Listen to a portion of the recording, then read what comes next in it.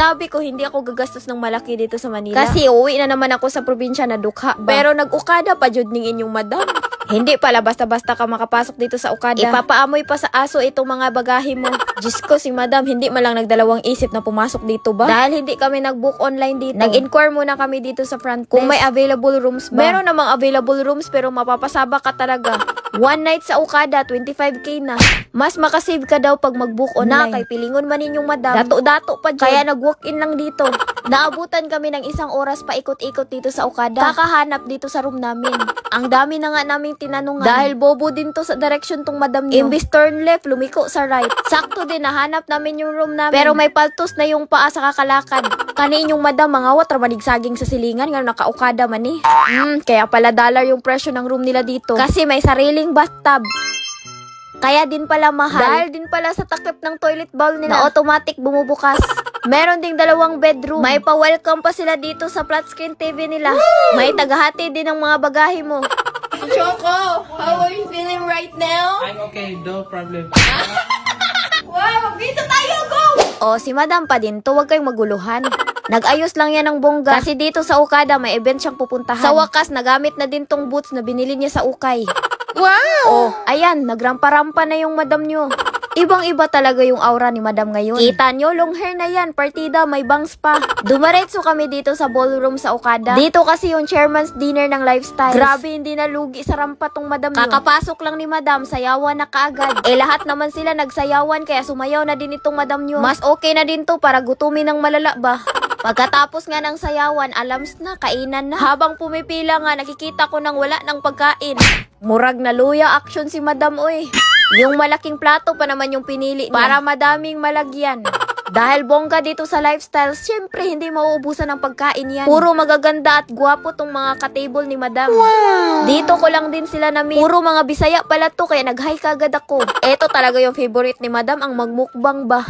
Social tong event na to, kaya hindi pwedeng mapaghalataan kang taga-bundok, madam. Tignan nyo naman yung outfita ng mga to. Kumikinang-kinang yung mga dress nila. Hindi din nagpakabog itong si Madam Ricard. The one and only, Madam Filingera.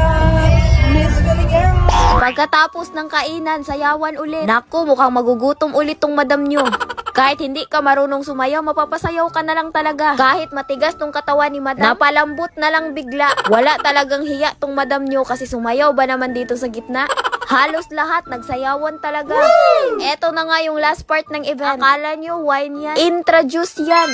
Dahil 36 years na pala itong lifestyle, binunggahan talaga lahat yung mga event. Nag-enjoy na nga itong si madam. Healthy pa dahil dito sa iniinom nila. Hindi naman to alak pero mukhang lasing na tignan itong madam nyo. Pagkasarap-sarap naman talaga nitong introduce. Kahit itong si Madam Rica, napatoast din kay madam. Hindi din nagpahuli itong si Madam Roselyn. Mukhang ma-overdose tong si madam sa kakainom na introduce. Nilabas na nga ni madam yung talent niya sa pagsayaw. Pagkatapos ng event, abay diretso na kagad dito sa room. Andito na din yung ka-roommate ko. Etong room namin parang dinaanan ng bagyo. Kababae naming tao, ganito yung room namin. Nagbihis na nga kagad itong si madam. Hindi kasi siya makahinga sa sinuot niya kanina. Tapos itong ka-roommate ni madam, inaya siyang mag-TikTok dance. Mukhang wala talagang tigil sa kakasayaw itong madam nyo. Eto lahat, nakikita nyo mga pagkain, hindi yan librihan. Sa dami ng pagpipilian, wine pa talaga itong kinuha ng madam nyo. Hala, maglalasing ata tong si madam. Nilagay pa sa drawer itong mga wine glass. Hindi na talaga nagpapigil itong madam nyo, binubuksan na nga talaga. Kakakain lang ni madam kanina, wala na siyang lakas. Etong ka-roommate na lang yung nagbukas ng takip ng wine. Dahil hindi namin alam yung presyo ng wine, tinanong nitong ka-roommate ko. Hindi talaga nag-iisip tong madam nyo. Dapat sana tanungin muna bago inumin. Naku, tag 1.5 pala yung isang bote nito. Tubig lang pala yung libre dito. At eto ding ice cubes. Mukhang sanay na sanay tong ka-roommate ni madam dahil nga ang mahal ng one night dito sa Okada. Hindi dapat matulog. Dapat i-enjoy ang bawat segundo at minuto. Etong si madam, hindi pwede yung mga ganyang pagmumuka, madam. Kung ganyan lang din naman, wag ka na lang uminom. Magaling ding magtanggira itong ka-roommate ko. Pantay-pantay, walang lamangan talaga. Ang lakas ng tama nitong wine na to, napapangiwi si madam. Chinek na nga ni madam kung gaano kalaki yung eye bags niya. Talagang magdamag talaga kaming nagkwentuhan nitong ka-roommate ko. Nagulat ako, bigla ba namang umiyak? Hindi naman to inaway ni madam pero umiyak talaga siya. Natamaan na siguro nitong wine na ininom namin. Tinungga kasi nito yung isang bote. Kaya inayak ko na lang siya na maligo kami dito sa bathtub. Dapat naming masulit to pagkamahal-mahal dito sa Okada. Dito lang talaga nakaligo itong madam nyo. Imbis na hindi uso yung ligo kay madam, mapapaligo na lang talaga siya. Hanggang sa dito na lang talaga siya sa bathtub natulog. Kinabukasan, hinabol namin yung free breakfast namin. Yung breakfast, naging pananghalian na lang din. Mas okay na din to kasi buffet naman yung breakfast nila. Makakamukbang ng todo si madam dito. Hindi namin namalaya na wala na pala kaming kasamang kumain. Kami na lang pala yung natira dito ba.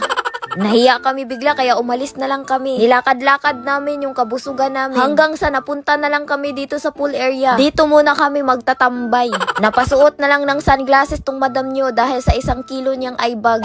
Naisipan namin na maligo na lang dito sa pool. Sabi ko nga, susulitin talaga namin dito sa Okada. Nauhaw kami kaya umorder kami nitong buko juice. Grabe, pati yung buko juice nila, $1 din. Dapat walang matiran yan, madam. Maski ang bunot o ang bagul, kan-ajud na.